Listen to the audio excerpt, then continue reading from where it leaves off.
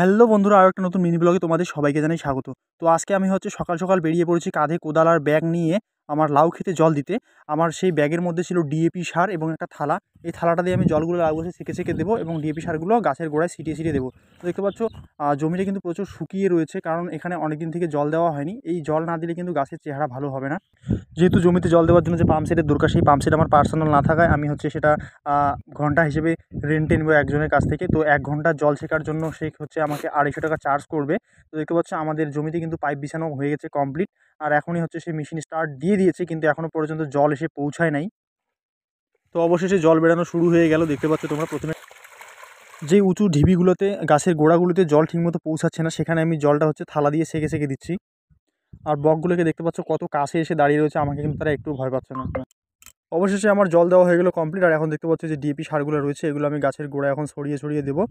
আর এখানেই আজকে